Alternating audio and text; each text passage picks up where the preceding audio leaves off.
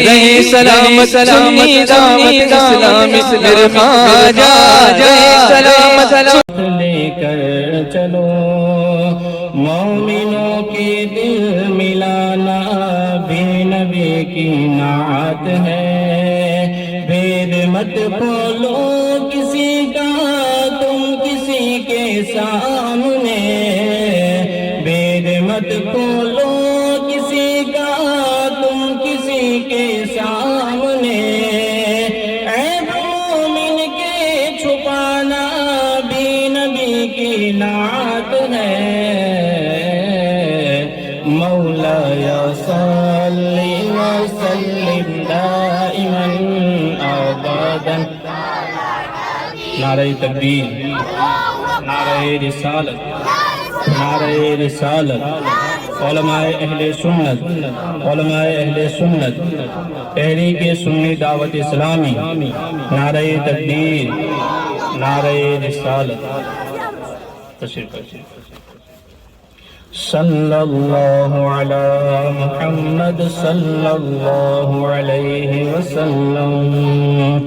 مصطفیٰ نے دی ہے اچھی عادتیں اچھا سلوک، مصطفیٰ نے دی ہے اچھی عادتیں اچھا سلوک، ان پہ چلنا اور چلانا بھی نبی کی نعت ہے۔ سب غلامان نبی اپنائیے سنت شریف، سب غلامان نبی اپنائیے سنت شریف، چہرے پر داڑھی سجانا بھی نبی کی نعت ہے۔ مولاي صل وسلم دائما ابدا على حبيبك خير الخلق كلهم، صلى الله على محمد صلى الله عليه وسلم، صلى الله على کہہ رہا ہے یہ زبان حال سے عشق بلال، زخم کھا کر مسکرانا بھی نبی کی نعت ہے۔ خامہ فکر رضا کہتا ہے ہر گستاخ سے، خامہ فکر رضا کہتا ہے ہر گستاخ سے، غیظ کے تیور دکھانا بھی نبی کی نعت ہے۔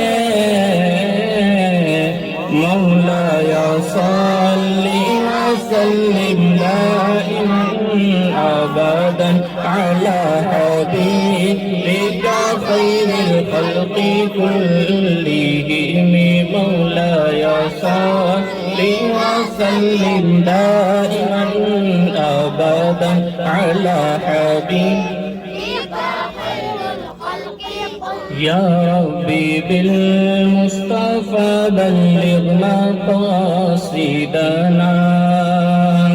واغفر لنا ما مضى يا واسع الكرم، يا ربي بالمصطفى بلغ مقاصدنا،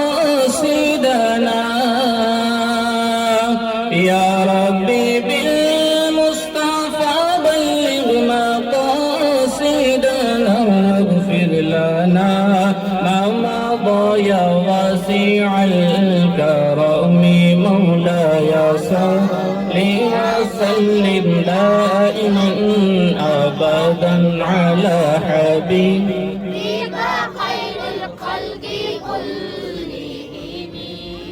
یہ جو ابھی نعت پڑھی انشاءاللہ امید ہے کہ آپ اس پر عمل کرنے کی کوشش کریں گے۔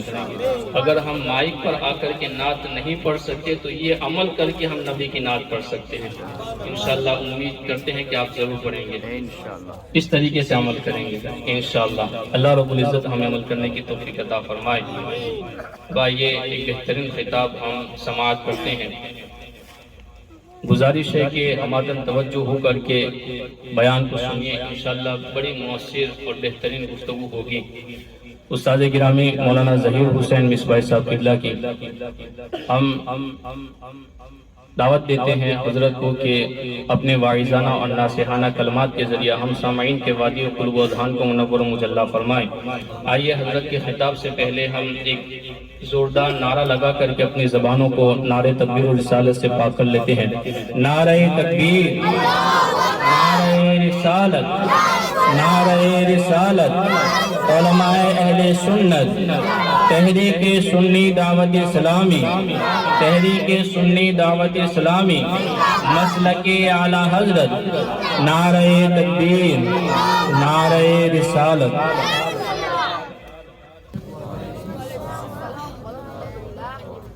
الحمدللہ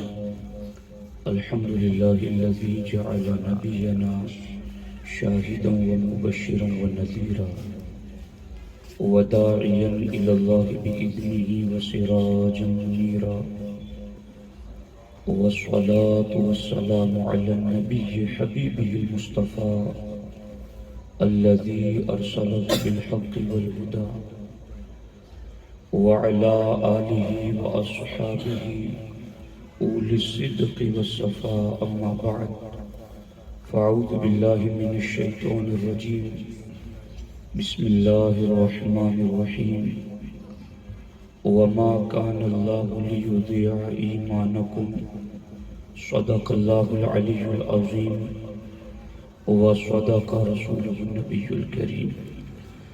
انتہائی احترام و عقیدت کے ساتھ حضور سید المرسلین، خاتم الانبیاء، شفیع المذنبین، رحمت للعالمین، خاتم المعصومین، راحت العاشقین، صلی اللہ تعالی علیہ وآلہ واصحابہ وبارک وسلم کی بارگاہ میں اپنی غلامی کا ثبوت دیں، اور جس طریقے سے میں پڑھا ہوں میرے ساتھ مل کر مرد حضرات بآواز بلند اور خواتین آہستہ آواز میں پڑھیں۔ الصلاة والسلام علیک یا رسول اللہ،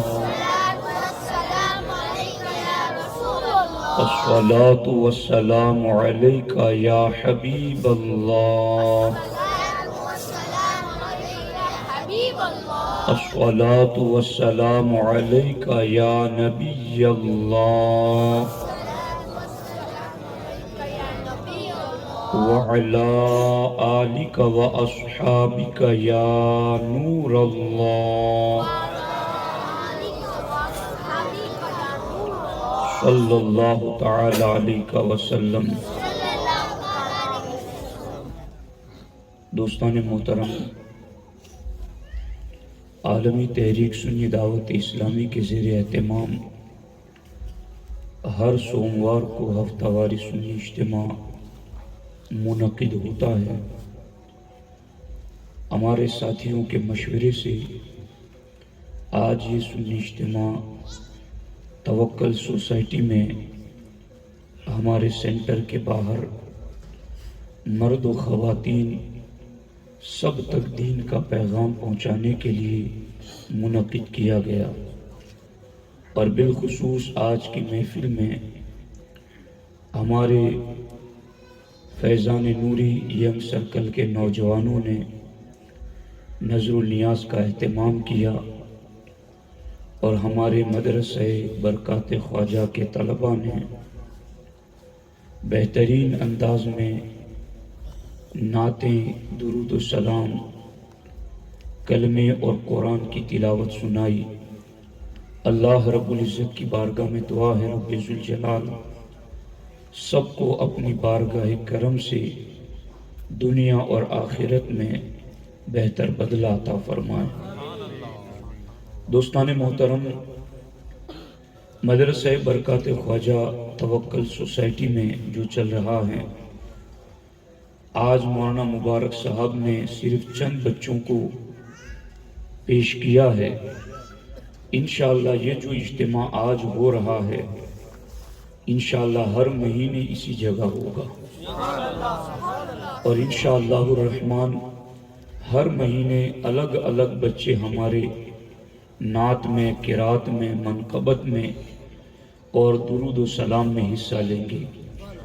جن بچوں کا نام نہیں آیا ان کے والدین ہرگز ناراض نہ ہوں، بلکہ وقت کے اعتبار سے ہر سنی اجتماع جو یہاں منعقد ہوگا اس میں ترتیب وار بچوں کو پیش کیا جائے گا تاکہ ان کی حوصلہ افزائی ہو اور انہیں مجمع کے سامنے پڑھنے کے لیے ایک جذبہ بھی میسر آئے۔ میں دعا کرتا ہوں اللہ تبارک و تعالی ہمارے اس سنی اجتماع کو اپنی بارگاہ کرم میں قبول فرمائے۔ دوستان محترم، آپ جانتے ہیں کہ ہم اور آپ مسلمان ہیں، الحمدللہ رب العالمین، اور اسلام کا کلمہ پڑھنے کے بعد ایک مسلمان پر اللہ و رسول کی جانب سے چند فرائض اور عبادتیں لازم ہو جاتی ہیں۔ جیسے ہی مسلمان کلمہ پڑھتا ہے اس پر نماز فرض ہو جاتی ہے، جیسے ہی مسلمان کلمہ پڑھتا ہے اس پر روزے فرض ہو جاتے ہیں، جیسے ہی مسلمان کلمہ پڑھتا ہے اس پر روزے، حج اور زکوٰۃ اور دیگر عبادتیں فرض ہو جاتی ہیں۔ لیکن دوستان محترم، جب رمضان کا مہینہ شروع ہونے والا ہوتا ہے تو چونکہ روزے ایک ہی مہینے فرض ہیں، اس لیے روزوں کے احکام رمضان کے شروع ہونے سے پہلے علماء جمعہ کی تقریروں میں اور سنی اجتماعات کے ذریعہ لوگوں تک پہنچانے کی کوشش کرتے ہیں۔ زکوٰۃ سال میں ایک مرتبہ فرض ہیں، اور جب اس کا وقت آتا ہے تو علماء اس کے مسائل عوام تک پہنچاتے ہیں۔ حج زندگی میں ایک مرتبہ فرض ہیں، جب حج کا موسم آتا ہے تو حج کی فریضے کے حوالے سے علماء عوام تک علم پہنچاتے ہیں۔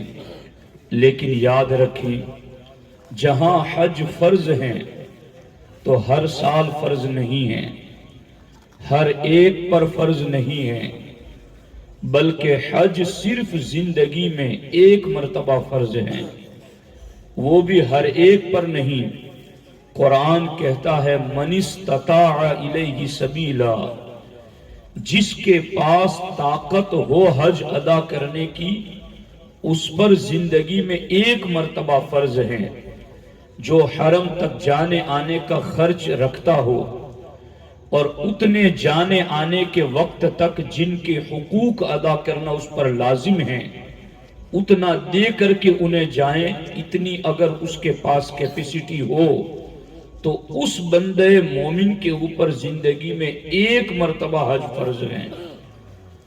زکوٰۃ کا معاملہ ہو تو سال میں ایک مرتبہ فرض ہے، مگر ہر مسلمان پر نہیں، بلکہ اس مسلمان پر جو صاحب نصاب، مالک نصاب ہیں، جس کے پاس شریعت کے بتائے ہوئے قانون کے مطابق اتنا مال ہے، 52.5 تولہ چاندی، 7.5 تولہ سونا، یا 7.5 تولہ سونا یا 52.5 تولہ چاندی کے جتنی اس کے پاس رقم ہو یا اتنا مال تجارت ہو، تو اس پر سال میں ایک مرتبہ زکوٰۃ فرض ہے۔ اسی طریقے سے روزے فرض ہیں، مگر سال میں ایک مہینہ فرض ہیں، وہ بھی اگر کوئی مسافر ہیں یا مریض ہیں تو شریعت نے اس کو گنجائش دی ہے کہ اگر سفر اور مرض میں اسے تکلیف ہے تو وہ اور دنوں میں بھی روزے رکھ سکتا ہے۔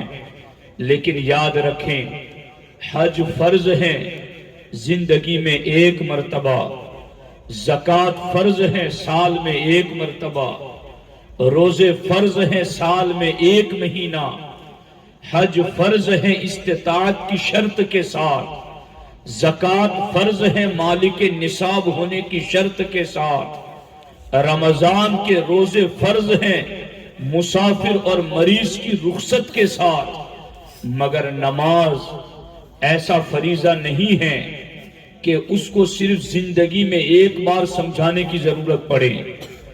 نماز ایسا فرض نہیں ہے جسے زکوٰۃ کی طرح صرف مالک نصاب کو سال میں ایک مرتبہ سمجھانے کی ضرورت پڑے۔ نماز ایسا فرض نہیں ہے جو روزوں کی طرح سال میں ایک مہینہ آئے اور ایک مہینہ اس کے مسائل سمجھانے کی ضرورت پڑے، بلکہ نماز اللہ کا وہ انعام ہے جو دن میں ہر مسلمان پر 5 مرتبہ فرض ہے۔ تو پھر نماز اس کا فریضہ دن میں 5 مرتبہ، یعنی تھوڑا سمجھنے کی کوشش کرو، کہاں زندگی میں 1 مرتبہ حج، کہاں سال میں 1 مرتبہ زکوٰۃ، کہاں سال میں 1 مہینے کے روزے، مگر نماز کی عظمتوں کا کیا پوچھنا۔ نماز کو نہ زندگی میں 1 بار حج کی طرح رکھا گیا، نماز کو روزوں کی طرح سال میں 1 مہینہ نہیں رکھا گیا، نماز کو زکوٰۃ کی طرح سال میں 1 مرتبہ مالک نصاب پر نہیں رکھا گیا، بلکہ نماز کا معاملہ یہ ہے، امیر ہو اس پر بھی فرض ہے، غریب ہو اس پر بھی فرض ہے، جو چل سکے اس پر بھی فرض ہے، جو چل نہ سکے اس پر بھی فرض ہے، جو کھڑا ہو سکے اس پر بھی فرض ہے، جو بیٹھا رہ سکے اس پر بھی فرض ہے، جو لیٹ کر کے پڑھے اس پر بھی فرض ہے، جو اشارے سے ادا کر سکے اس پر بھی فرض ہے۔ نماز دن میں 5 مرتبہ، اور مرد ہو یا عورت ہو، بوڑھا ہو یا جوان ہو، شہر کا رہنے والا ہو یا دیہات کا رہنے والا ہو، کالے رنگ کا ہو یا گورے رنگ کا ہو، اعلیٰ نسب کا ہو یا کسی اور نسب کا ہو، وہ کہیں کا بھی ہو، کوئی بھی ہو، کلمہ پڑھا ہے تو اس پر دن میں 5 مرتبہ نماز کا فرض لاگو ہو جاتا ہے کہ 5 مرتبہ وہ نماز کو ادا کریں۔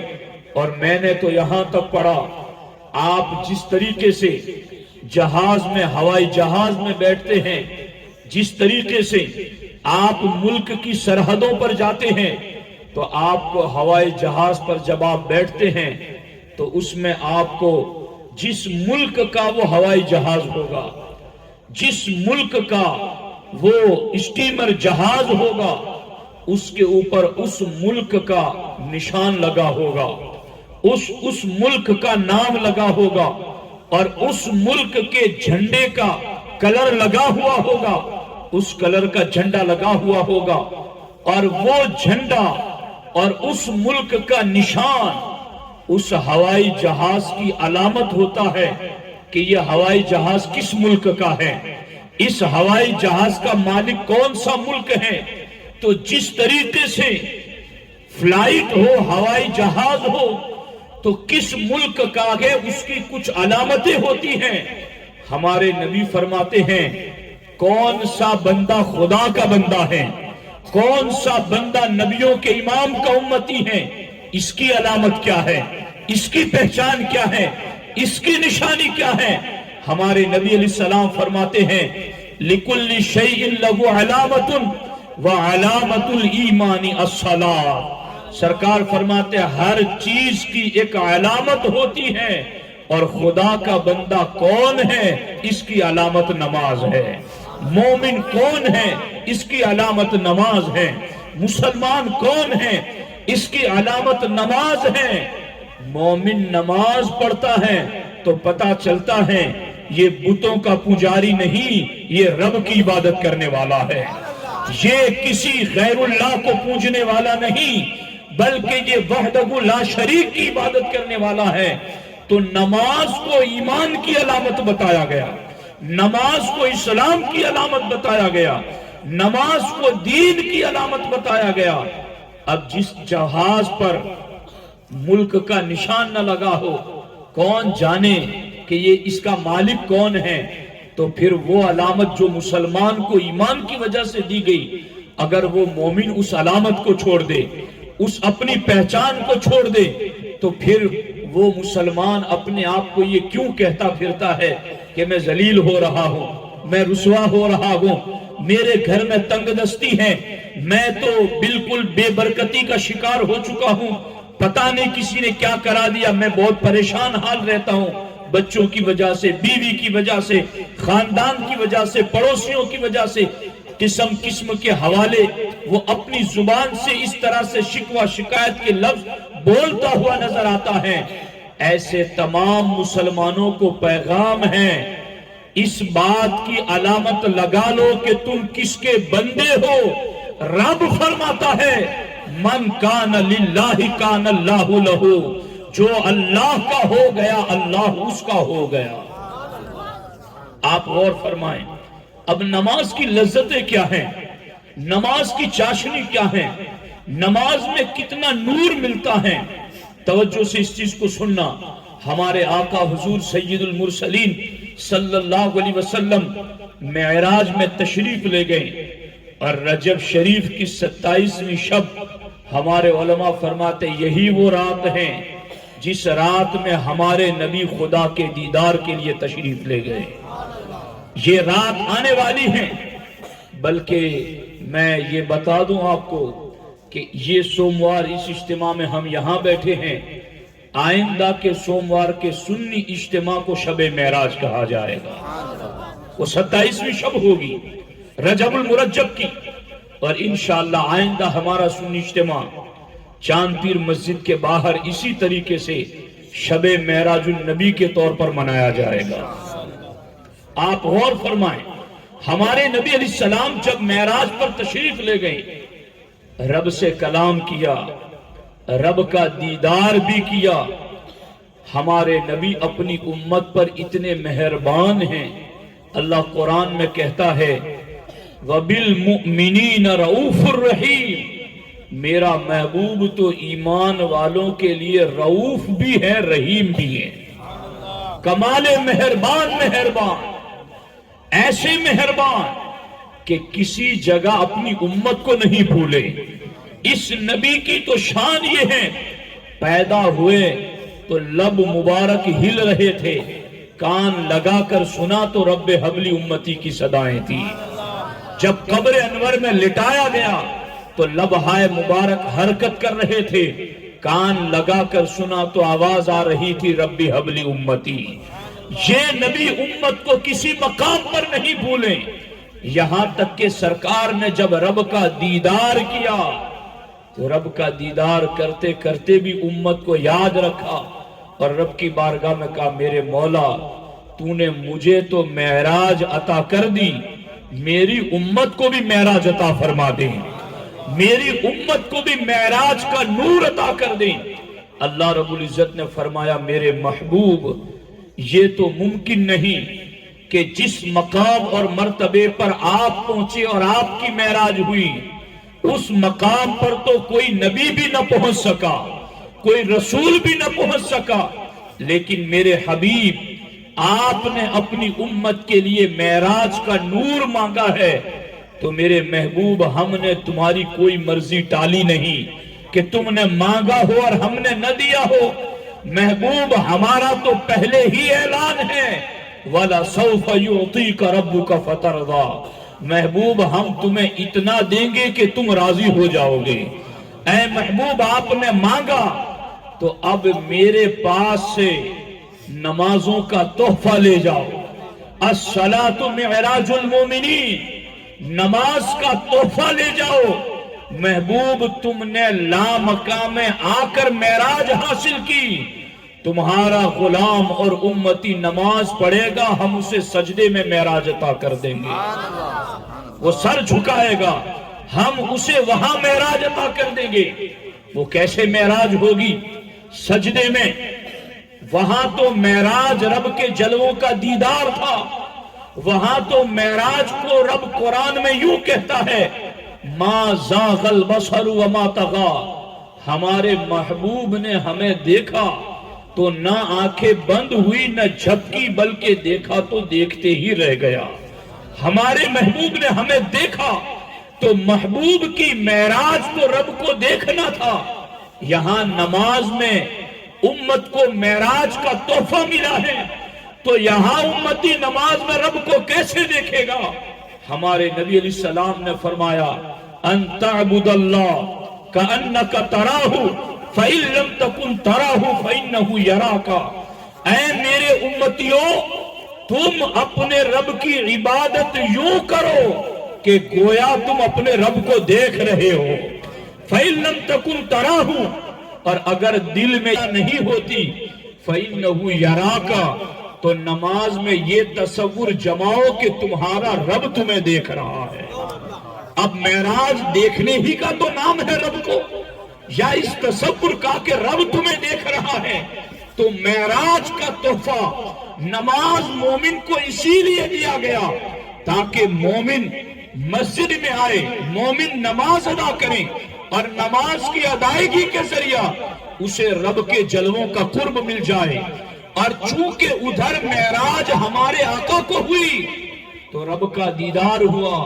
ہمارے آقا علیہ السلام فرماتے ہیں اقرب ان یکون العبد من ربہ وہو ساجد. سرکار فرماتے میری امت میں سے سب سے زیادہ میری امت میں سے وہ شخص اللہ کے قریب ہوگا جو حالت سجدہ میں ہوگا. سرکار نے فرمایا جو سجدے میں ہوگا وہ اللہ کے سب سے زیادہ قریب ہوگا. تو معراج قرب الہی کو ہی تو کہتے ہیں، معراج دیدار خداوندی ہی کو تو کہتے ہیں. تو اللہ کے رسول معراج سے جو نماز کا تحفہ لے کر آئے، اس نماز میں رب کے دیدار کا جلوہ بھی ہے اور رب سے قرب کا انعام بھی ہے. تو جب مومن نماز ادا کر، موسیٰ نے اللہ سے کلام کیا. اب آج کا کوئی بندہ کسی پیر سے بات کرنے کا اسے موقع مل جائے، کسی بڑے عالم سے اسے بات کرنے کا موقع مل جائے، تو وہ فخر کرتا ہے کہ مجھے فلاں عالم دین، فلاں پیر، فلاں مرشد، ان سے بات کرنے کا موقع ملا اور انہوں نے مجھ سے بات کی.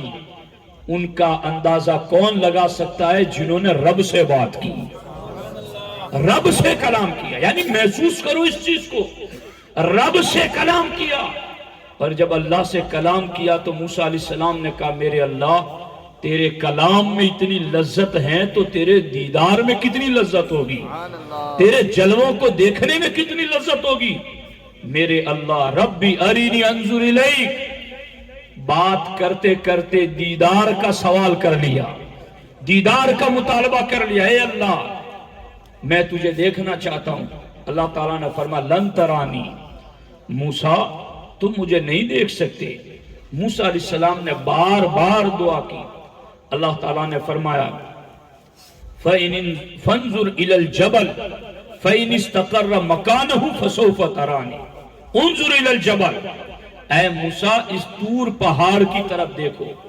فإن استقر مکانہ، میں اپنی تجلی کا نور اس طور پہاڑ پر اتارتا ہوں. ان استقر مکانہ، اگر یہ طور پہاڑ اپنی جگہ پر ٹھہرا رہا تو پھر تم میرا جلوہ دیکھ سکو گے. فلما تجلی ربہ للجبل جعلہ دکا وخر موسیٰ صعقا. اللہ تعالیٰ فرماتا ہے جب میں نے تجلی نازل کی طور پہاڑ پر تو کیا ہوا؟ جعلہ دکا، تو وہ طور پہاڑ جل کر کے سرما ہو گیا، ریزہ ریزہ ہو گیا. وخر موسیٰ صعقا، اور موسیٰ علیہ السلام پر بے ہوشی طاری ہو گئی. حضرت موسیٰ علیہ السلام جب ہوش میں آئے تو کہے میرے اللہ بالیقین تیرے جلووں کا جلال بہت جدا ہے. اللہ تعالیٰ نے فرمایا موسیٰ کلیم، جو تجلی میں نے طور پہاڑ پر نازل کی ہیں، آخری محبوب کی آخری امت جو ہوگی جب وہ نماز پڑھے گی تو میں نے طور پہاڑ پر جو تجلی اتاری میرے محبوب کے امتی پر حالت نماز میں ایسی 70,000 تجلیاں نازل کر دوں گا. سبحان اللہ، سبحان اللہ، اللہ اکبر. یا رسول اللہ صلی اللہ علیہ وسلم زندہ باد. غور فرمایا آپ اس چیز پر کہ 70,000 تجلیاں جو طور پر اتری، ایسی 70,000 تجلیاں میں اس محبوب کے غلام پر اتاروں گا جو آ کر کے مسجد میں نماز کے لیے کھڑا ہو جاتا ہے، سبحان اللہ جو ہاتھ باندھ کر رب کی بارگاہ میں کھڑا ہوتا ہے، کبھی سجدہ کرتا ہے، کبھی جھکتا ہے. یعنی یہ انداز بندگی تو دیکھو. ایک مسلمان جو غیرت مند ہوتا ہے وہ کسی کے سامنے ہاتھ یوں نہیں پھیلاتا، مگر رب کی بارگاہ میں یہ بندہ جب عاجزی پیش کرتا ہے تو دو دو ہاتھ پھیلا دیتا ہے. سبحان اور اللہ اسے اس میں شرم محسوس نہیں ہوتی، وہ اس میں فخر محسوس کرتا سبحان ہے اللہ کہ میں نے یہ ہاتھ کسی محتاج کے سامنے نہیں اپنے رب کی بارگاہ میں پھیلائے. سبحان اللہ یعنی یہ ہاتھ پھیلے ہوئے وہ اور یہ تصور ہو ذہن میں کہ میں رب کی بارگاہ میں ہاتھ اٹھائے ہوئے ہوں.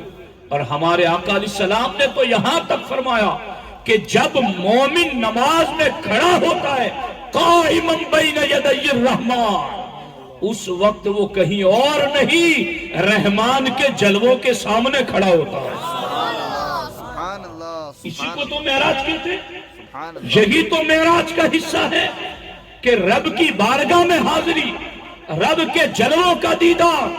اب آپ غور فرمائیں، ہاتھ پھیلائے ہوئے ہیں، کبھی یوں ناف کے نیچے ہاتھ باندھ کر امام کی قرات سننے میں مگن ہے، کبھی یوں سنا تو پھر کبھی گھٹنوں پر ہاتھ رکھ کر جھک گیا. انداز تو دیکھو بندگی کی، کتنے پیارے اور نرالے انداز ہیں. کاش نمازی جھکتے ہوئے بھی یہ تصور کرے میرے اللہ تو کتنا بلند ہے، میں تیرے لیے ہر گھڑی جھکتا ہی چلا جاتا ہوں.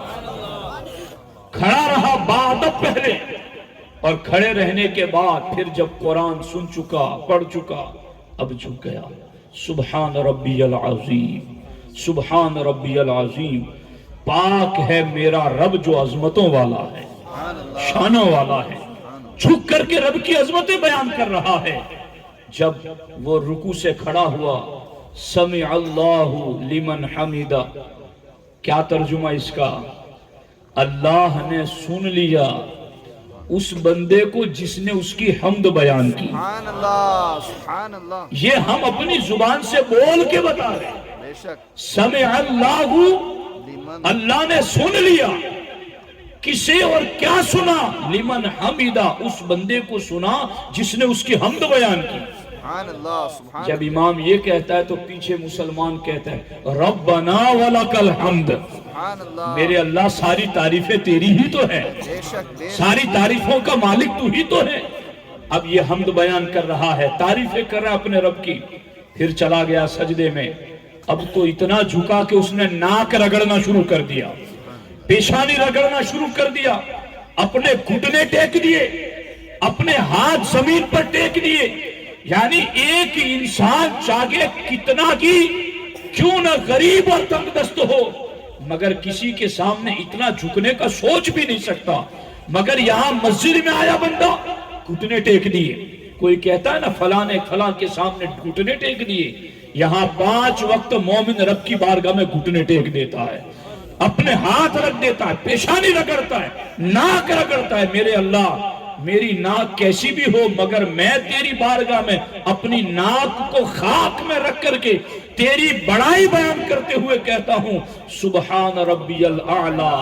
پاک ہے میرا رب تو جو ہر شے سے بلند ہے. سبحان اللہ سبحان اللہ کیسا تصور، کیسی کیفیت نماز میں. اور پھر اس طریقے سے وہ نماز پڑھتا ہے.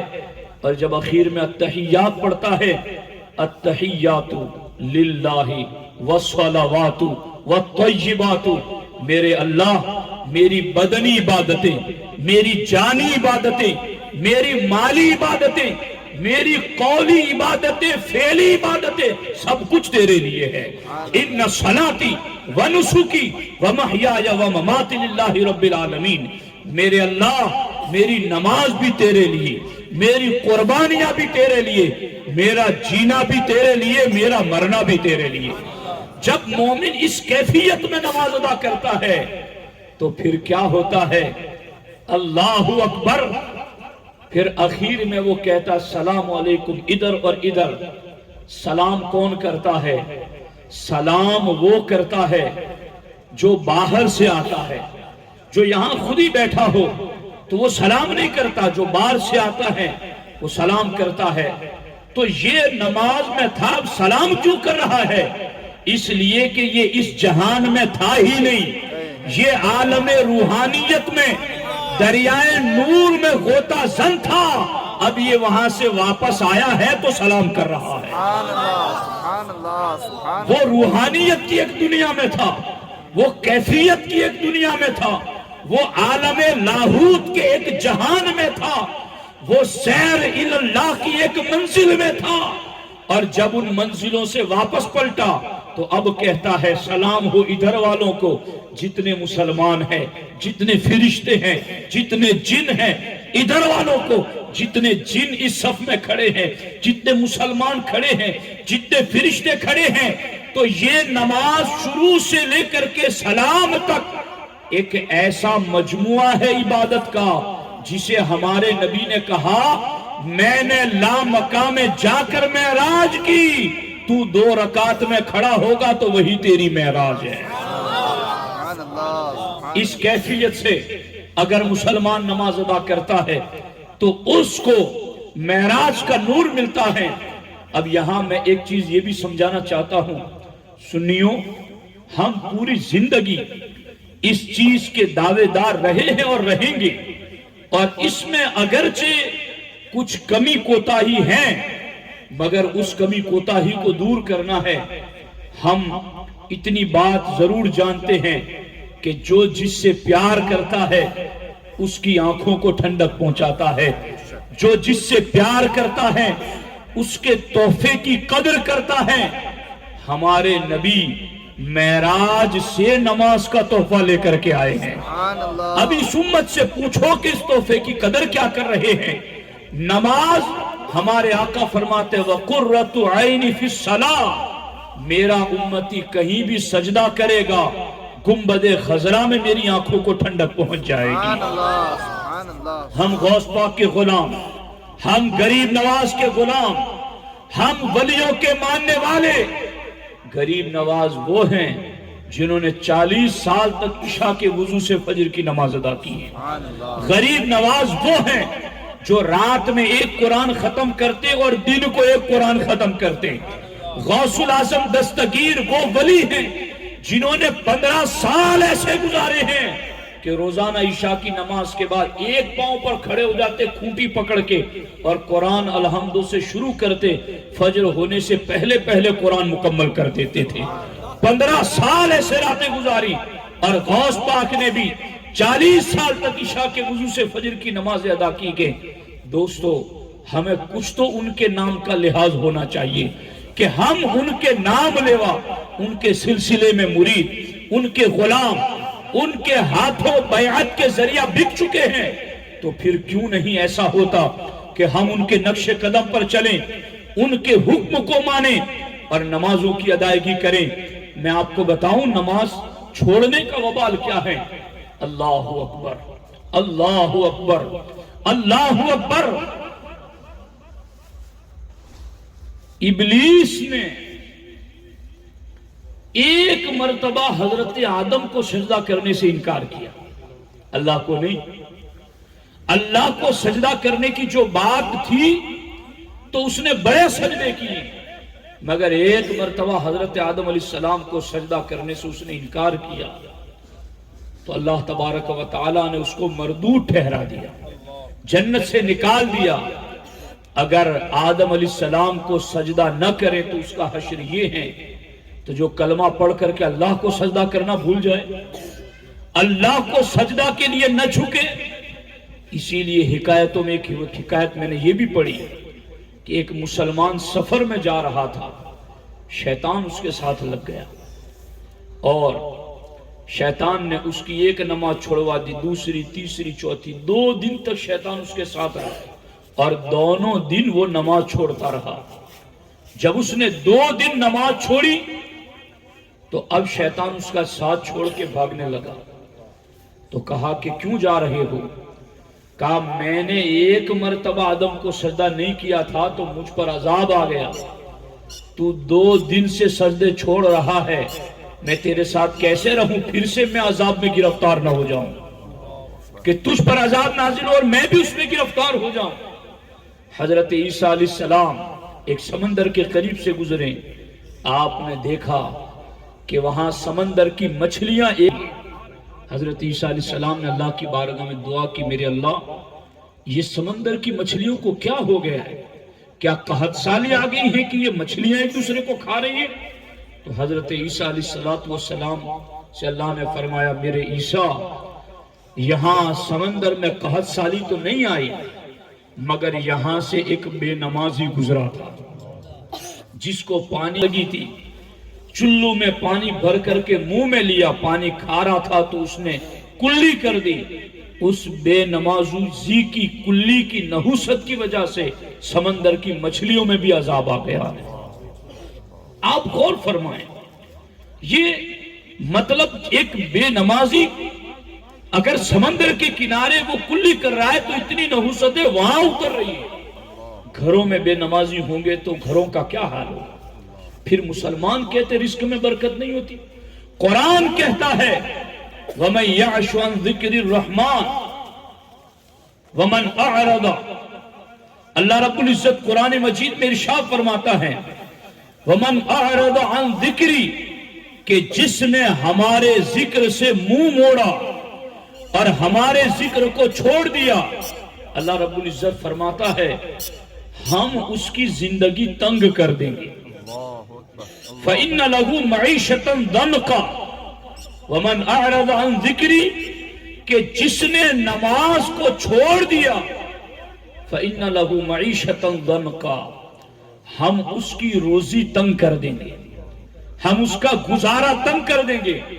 کوئی یہ نہ سمجھے کہ میں تو نماز نہیں پڑھتا مگر پھر بھی میرے تو 1,00,000 کے 2,00,000 ہو گئے، 2,00,000 کے 10,00,000 ہو گئے۔ رزق کی تنگی کا ایک معنی یہ بھی ہے کہ تجھے اللہ ایسا کر دے گا کہ تجھے اطمینان ہی نہیں ہوگا۔ فَمَثَلُهُ كَمَثَلِ الْكَلْبِ، اس کی مثال لالچی کتے کی طرح ہو جائے گی، اور وہ ہمیشہ زود افزو ہمیشہ زیادہ کی طلب میں بھٹکتا رہے گا اور کبھی اس کو چین نہ مل سکے گا۔ تو اللہ کے رزق کے تنگ کرنے کی ایک وجہ یہ بھی ہے کہ جو نمازوں کو چھوڑ دیتے ہیں۔ اور قرآن میں اللہ فرماتا ہے وَنَحْشُرُهُ يَوْمَ الْقِيَامَةِ أَعْمَى، ایسے بے نمازی کو ہم قیامت کے دن اندھا بنا کر اٹھائیں گے۔ غور فرمایا، ہم تو قیامت کے دن اپنے نبی کو تلاش کرنا چاہیں گے، ڈھونڈنا چاہیں گے۔ جو اٹھایا ہی جائے گا بے نمازی پن کی وجہ سے اندھا، کیسے ڈھونڈ سکے گا؟ کیسے ولیوں کا قرب پا سکے گا؟ کیسے جنت کی راہ چل سکے گا؟ حضرت عقیل بن ابی طالب رضی اللہ تعالیٰ عنہ کہتے ہیں میں ایک سفر میں حضور کے ساتھ تھا اور ہم نے دیکھا کہ ایک اونٹ ہے جو بھاگا بھاگا حضور علیہ السلام کی طرف آیا اور حضور کی گود میں اس نے سر رکھ دیا اور کچھ کہنے لگا حضور سے۔ حضرت عقیل بن ابی طالب کہتے ہیں ابھی وہ اونٹ کچھ کہہ ہی رہا تھا، اتنے میں ایک ننگی تلوار لیے ہوئے کوئی آدمی پیچھے آ کے کھڑا ہو گیا اور حضور علیہ السلام سے کہنے لگا یہ میرا اونٹ ہے، بھاگ کے چلا آیا ہے، یہ میرا حکم نہیں مانتا، میرا بوجھ نہیں اٹھاتا، یہ نافرمان ہے، بھاگ کے چلا آیا ہے۔ اللہ کے رسول علیہ السلام نے اس اونٹ سے گفتگو کی اور کہا اے اونٹ، آخر تو اپنے مالک کا حکم کیوں نہیں مانتا؟ اس اونٹ نے کیا کہا وہ دل کے کانوں سے سنو، اور جنہوں نے عشاء کی نماز نہ پڑھی ہو وہ پڑھ کے جائیں۔ اس اونٹ نے کہا اے اللہ کے نبی، میں اپنے مالک کا فرما بردار تھا مگر جس بستی میں میں رہتا ہوں وہ بستی والے عشاء کی نماز پڑھے بغیر سو جاتے ہیں، میں اس بستی میں کیسے رہوں کہ جہاں عشاء کی نماز پڑھے بغیر لوگ سو جاتے ہیں؟ کہیں ایسا نہ ہو کہ ان پہ عذاب اترے اور میں بھی عذاب میں گرفتار ہو جاؤں۔ حضور آپ میرے مالک سے وعدہ لے لیں، اگر یہ رب کا حکم مانے گا تو پھر میں اس کا بھی حکم مانوں گا، یہ رب کی نافرمانی نہیں کرے گا تو میں اس کی نافرمانی نہیں کروں گا۔ آپ غور فرمائیں، یہ ہے بے نمازی شخص کا معاملہ۔ بے نمازی کا معاملہ ہمارے آقا نے معراج میں جہاں نماز کا تحفہ لے کر آئے، وہاں سرکار فرماتے میں نے معراج میں یہ بھی دیکھا کہ ایک جگہ کچھ لوگ لیٹے ہوئے ہیں اور فرشتے بڑا پتھر لے کر کے سر کے قریب کھڑے ہیں، اور اس سوئے لیٹے ہوئے شخص کے سر پر پتھر مارتے ہیں، جس کی وجہ سے اس کا سر زمین کے ساتھ پچک جاتا ہے، کچل جاتا ہے، زمین کے ساتھ مل جاتا ہے، پھر وہ پتھر لڑک کر دوسری طرف جاتا ہے تو وہ فرشتہ پتھر اٹھا کر لاتا ہے، وہاں تک اس کا سر پھر ٹھیک ہو جاتا ہے، پھر پتھر مارتا ہے، لڑکتا ہے، پھر لا کر کے مارتا ہے۔ فرشتے نے کہا ہَٰكَذَا يُصْنَعُ بِهِ إِلَىٰ يَوْمِ الْقِيَامَةِ، اے اللہ کے رسول علیہ السلام، اس کے ساتھ یہ معاملہ قیامت تک ہوتا رہے گا۔ اللہ اکبر۔ اللہ کے رسول علیہ السلام ارشاد فرماتے ہیں کہ یہ کون لوگ ہیں، یہ کن پر عذاب ہو رہا ہے؟ اللہ کے رسول علیہ السلام فرماتے ہیں هَٰؤُلَاءِ الَّذِينَ تَثَاقَلَتْ رُؤُوسُهُمْ عِنْدَ الصَّلَاةِ الْمَكْتُوبَةِ، سرکار فرماتے یہ وہ لوگ ہیں کہ نماز کے وقت ان کے سر بھاری ہو جاتے تھے، انہیں سر رب کی بارگاہ میں جھکانا پسند نہیں تھا، انہیں رب کی بارگاہ میں سر جھکانا نہیں آتا تھا، یہ بیٹھ کر کے اپنا وقت گزارتے تھے مگر نماز میں آ کر کے اپنا سر رب کی بارگاہ میں نہیں جھکاتے تھے، ان کے ساتھ یہ عذاب قیامت تک ہوتا رہے گا۔ دوستو، ہم میں بہت سارے ایسے ہیں جو آج نہیں ہیں، چلے گئے دنیا سے، آج وہ قبروں میں لیٹے ہوئے ہیں، ہمارے جسم میں جان ہے، سانسیں چل رہی ہیں، ایک دن وہ بھی آنے والا ہے اور بالیقین آئے گا۔ ہمارے دسیوں بچے اور ہزاروں خاندان والے محبت کرنے والے، ایک دن آئے گا کہ یہ کپڑے بھی اتار دیں گے، دو چادریں پہنا دیں گے اور لے جا کر کے ہمیں تنو من مٹی کے نیچے دبا کے چلے آئیں گے۔ یاد کرو اس گھڑی کو کہ وہاں ہمیں کون سی چیز کام آئے گی، وہاں کے لیے ہم نے کون سی تیاری کی ہے۔ آج اپنے آپ کو بیدار کرو، جو کچھ غلطیاں ہو چکی ہیں، ہمارا رب رحمان ہے، ہمارا رب رحیم و کریم ہے، ہمارا رب بخشنے والا مہربان ہے۔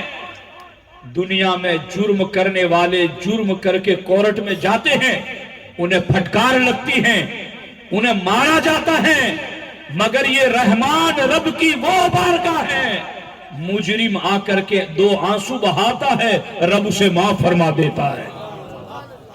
بلکہ جتنے گناہ رجسٹروں میں ہوتے ہیں فَأُولَٰئِكَ يُبَدِّلُ اللَّهُ سَيِّئَاتِهِمْ حَسَنَاتٍ، اللہ اس کے گناہوں کو نیکیوں میں بدل دیتا ہے۔ جسم میں جان ہے، حضرت عبداللہ ابن عباس فرماتے ہیں روزانہ ملک الموت قبرستان میں 5 مرتبہ اعلان کرتے ہیں، یہ میرے اور تمہارے کانوں میں صلاحیت نہیں کہ وہ آواز سنیں، مگر غیب کی خبر دینے والے نبی نے اس آواز کو سنا بھی اور اپنی امت کو سنایا بھی۔ سرکار نے فرمایا روزانہ ملک الموت قبرستان میں اعلان کرتے، اے قبر والو، تمہیں کس چیز پر رشک آتا ہے؟ رشک کا معنی میں یوں سمجھاؤں آپ کو کہ کوئی سائیکل پر چلنے والا ہو، وہ بائک والے کو دیکھ کر کہے کہ کاش میرے پاس بھی بائک ہوتی، بائک والا 4 ویلر کو دیکھ کر کہے کاش میرے پاس بھی 4 ویلر ہوتی، جھوپڑی والا بنگلے کو دیکھ کر کہے کاش میرے پاس بھی بنگلہ ہوتا۔ تو یہ جو اپنے سے اوپر والے کو دیکھ کر تمنا کی جاتی ہے اس کو رشک کہتے ہیں۔ ملک الموت روزانہ قبرستان میں آواز لگاتا ہے، قبر والو تمہیں کس چیز پر رشک آتا ہے؟ قبر والے کہتے ہیں ہمیں ان نمازیوں پر رشک آتا ہے جو مسجد میں بیٹھ کر آج نماز پڑھتے ہیں اور ہم قبر میں نماز نہیں پڑھ پاتے، ہمیں ان پر رشک آتا ہے، کاش ہم بھی زندہ ہوتے اور نمازیں پڑھتے۔ ہمیں ان مسلمانوں پر رشک آتا ہے جو آج خدا کا ذکر کرتے ہیں اور ہم نہیں کر پاتے، ہمیں ان مسلمانوں پر رشک آتا ہے جو آج اللہ کی راہ میں خیرات کرتے اور زکوٰۃ نکالتے اور ہم نہیں نکال پاتے۔ یہ روزانہ 5 مرتبہ گفتگو قبرستان میں مردوں سے ہوتی ہے۔ اس سے پہلے کہ ہم بھی وہاں جائیں اور یہ باتیں کریں، اس سے پہلے آج اپنے آپ کو بیدار کرو اور بیدار کر کے مسجدوں کو آباد کرنا شروع کر دو۔ غور کرو اس چیز پر ساتھیوں، آج ہم بہت ساری پریشانیوں میں گھرے ہوئے، ہر آدمی کی اپنی جدا ٹینشن ہے، ہر آدمی کی اپنی جدا پریشانی ہے، ہر ایک کسی نہ کسی تکلیف میں مصیبت میں مبتلا ہے۔ لیکن ساتھیوں، میں یقین کے ساتھ کہتا ہوں جتنا میں نے پڑھا ہے اس پڑھے ہوئے کی روشنی میں آپ کو یقین دلاتا ہوں کہ خدا کی قسم ہر تکلیف کا حل اللہ نے نماز میں رکھا ہے، سبحان اللہ ہر مصیبت کا نکال اللہ نے نماز میں رکھا ہے، ہر درد کی دوا اللہ نے نماز میں رکھی ہے، ہر بے چینی کا سکون خدا نے نماز میں رکھا ہے۔ جب نماز سے رب مل جائے تو اور کون سی چیز رہ جائے گی؟ سبحان اللہ سبحان رزق میں برکت، اللہ اکبر۔ میں اس سلسلے میں حضرت عثمان غنی رضی اللہ تعالیٰ عنہ کا ایک قول آپ کے سامنے پڑھ کر کے اپنی گفتگو کو ختم کرنا چاہتا ہوں کہ نماز میں کیا کچھ برکتیں ملتی ہیں۔ حضرت عثمان غنی رضی اللہ تعالیٰ عنہ نے ارشاد فرمایا کہ جو شخص 5 وقت کی نماز اپنے مقررہ وقتوں پر ادا کرتا ہے، اللہ تبارک و تعالی اسے 9 انعام عطا فرماتا ہے۔ سبحان اللہ پہلا انعام، اللہ اسے اپنے پیارے بندوں میں شامل کر دیتا ہے۔ سبحان اللہ سبحان اللہ دوسرا انعام، اس کا جسم تندرست رہتا ہے اور اس کی روح پاک ہو جاتی ہے۔ سبحان اللہ سبحان اللہ جسم تندرست اور روح پاک ہو جاتی ہے۔ تیسرا انعام، فرشتے اس کی حفاظت کرتے ہیں اور اسے تکلیف نہیں پہنچنے دیتے۔ چوتھا انعام، نمازی کے گھر میں برکتوں کا نزول ہوتا ہے۔ پانچواں انعام، اس کے چہروں پر نیکوکاروں والی علامتیں ظاہر ہو جاتی ہیں۔ چھٹا انعام، اللہ تعالیٰ اس کے دل کو نرم اور دل میں محبت پیدا کر دیتا ہے۔ سبحان اللہ ساتواں انعام، وہ پل صراط سے ایسے گزرے گا جیسے بجلی کود جاتی ہے، بجلی کی طرح گزر جائے گا۔ آٹھواں انعام، اللہ اسے جہنم سے آزاد فرما دیتا ہے۔ اور نواں انعام، اللہ تبارک و تعالی اپنے فضل و کرم سے اپنے ان خاص بندوں میں اسے شامل کر دے گا جو لا خوف علیہم ولا هم یحزنون، جنہیں نہ کوئی خوف ہوگا نہ کوئی غم ہوگا۔ دوستو، اس لیے مردوں سے بھی عورتوں سے دونوں سے گزارش، نماز کی پابندی کرو۔ خاتون جنت سیدہ فاطمہ الزہرا رضی اللہ تعالی عنہا کے بارے میں نے روایت میں پڑھا کہ خاتون جنت سیدہ فاطمہ کو سخت بخار ہے۔ حضرت مولا علی رضی اللہ تعالیٰ عنہ نے دیکھا کہ سخت بخار کے باوجود بھی آپ نے ٹھنڈے پانی سے وضو کیا اور نماز ادا کی۔ سبحان اللہ سبحان اور اللہ جب مولا علی مسجد سے واپس تشریف لائے تو دیکھا کہ خاتون جنت چکی لے کر کے آٹا بنا رہی ہے۔ مولا علی رضی اللہ تعالیٰ عنہ ارشاد فرماتے ہیں، فاطمہ ایسے ہی تم بیمار ہو، بخار ہیں، مگر تم نے ٹھنڈے پانی سے وضو کر کے نماز ادا کی اور اب تم چکی لے کر کے آٹا بنا رہی ہو، کچھ آرام کر لو۔ خاتون جنت کا پیغام عورتیں سنیں۔ خاتون جنت فرماتی ہیں کہ میں نے بخار کے بعد سے وضو کر کے نماز اس لیے ادا کی تاکہ اللہ کا حق ادا کروں، اور تکلیف کے باوجود چکی لے کر آٹا اس لیے بنا رہی ہوں تاکہ اپنے شوہر اور اپنے بچوں کا حق ادا کروں۔ سبحان اللہ سبحان اللہ غور فرمائیں اس چیز پر۔ یہ چیزیں ہیں۔ ہمارے آقا علیہ الصلوۃ والسلام کا عمل کیا تھا؟ سرکار یعنی اس نسخے کو آپ سنیے اور آزمائیے ایک مرتبہ۔ ہمارے نبی کا طریقہ یہ تھا، جب جنگ میں جاتے اور سرکار کے ڈٹ کا احساس ہوتا تو اللہ کے رسول علیہ السلام حضرت بلال سے کہتے ہیں، ارحنا بالصلاۃ یا بلال، سبحان اللہ بلال اذان پڑھو تاکہ نماز کے ذریعہ ہم راحت حاصل کریں۔ سبحان اللہ سبحان اللہ یعنی ایک ہے نبوی فکر اور نبوی پیغام کہ تھکے ہوئے ہو تو نماز پڑھ کر کے راحت حاصل کرو، اور ایک آج کا مسلمان تھکا ہوا ہے تو کہتا میں مسجد کیسے جاؤں، میں تھکا ہوا ہوں بہت زیادہ، میں نماز کیسے پڑھوں، میں تھکا ہوا ہوں بہت زیادہ۔ اللہ تو نبی علیہ السلام نے یہ سیرت کا پیغام دیا ہے کہ تمہیں تھکاوٹیں دور کرنی ہے تو نماز ادا کرو۔ اور خدا کی قسم کچھ بندے ایسے بھی ہیں کہ جو اس پر عمل کرتے ہیں اور تھکاوٹ کے باوجود جب وہ وضو کرتے ہیں تو نماز تو دور کی بات ہے، وضو کرتے کرتے ہی تھکاوٹ دور ہو جاتی ہے، اور جب نماز ادا کرتے ہیں تو یہ تھکاوٹیں، کچھ گناہوں کے بوجھ، کچھ حالات کے گرد، وضو کرتا ہے تو دنیاوی لگی ہوئی گرد نکل جاتی ہیں، سجدہ کرتا ہے تو گناہ جڑ جاتے ہیں۔ جب دونوں قسم کے بوجھ گر گئے تو اسے راحت کیوں نہ مل جائے؟ اس لیے یاد رکھو، نمازوں کی پابندی کرو۔ میں اخیر میں ایک حدیث پاک جس میں نمازیوں کی 3 صورتیں ہمارے نبی علیہ الصلوۃ والسلام نے بتائی ہیں وہ ذکر کرنا چاہتا ہوں، اور ہو سکے تو ان تینوں میں سے کسی ایک میں مردوں کو شامل ہو جانا ہے۔ عورتوں کو بھی اپنے گھروں میں نماز پڑھنی، عورتوں کے لیے تو کتنا آسان کام ہے، ان کے لیے تو جماعت کی بھی پابندی نہیں کہ چلو تمہارے لیے جماعت واجب کر دی گئی ہو کہ کام ادھورا چھوڑ کے تمہیں آنا پڑے۔ مردوں کے لیے تو سویا ہوا ہو، جاگ رہا ہو، کچھ بھی کام ہو، اس کے لیے نماز بھی فرض ہے اور جماعت بھی واجب ہے، تو اس کو تو کچھ بھی ہو۔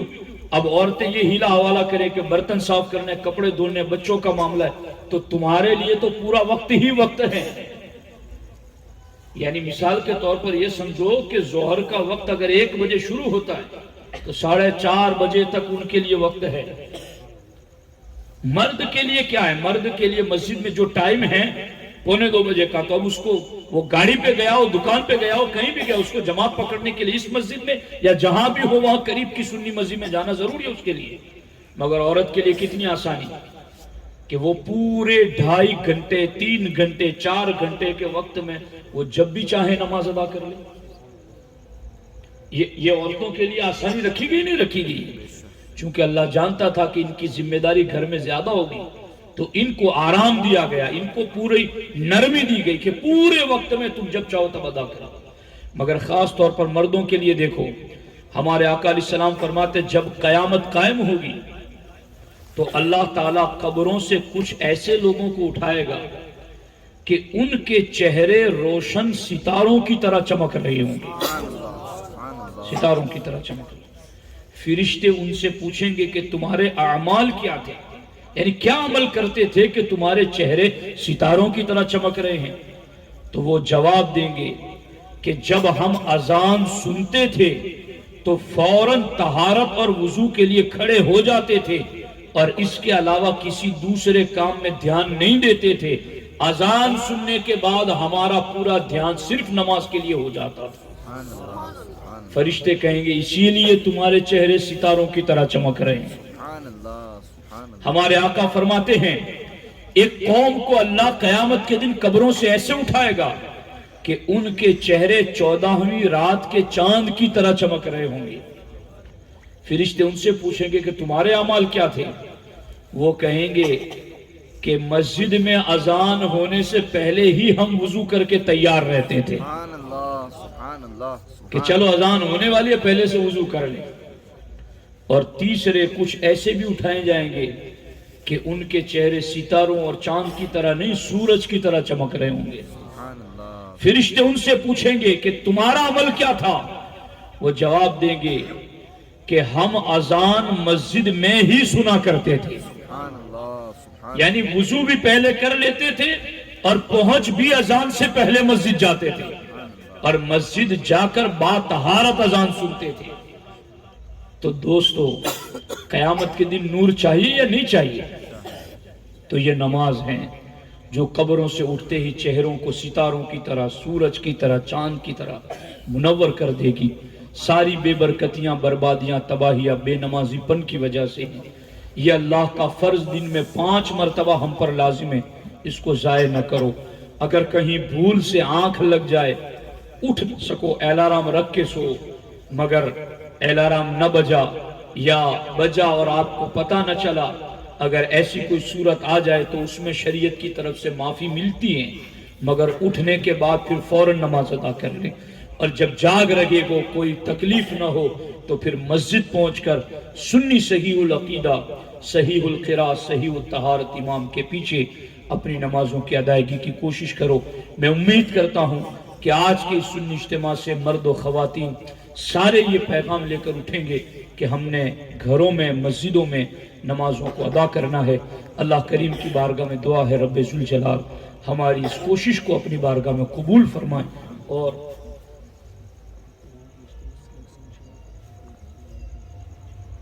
کیا ہوا کہ مجھے جی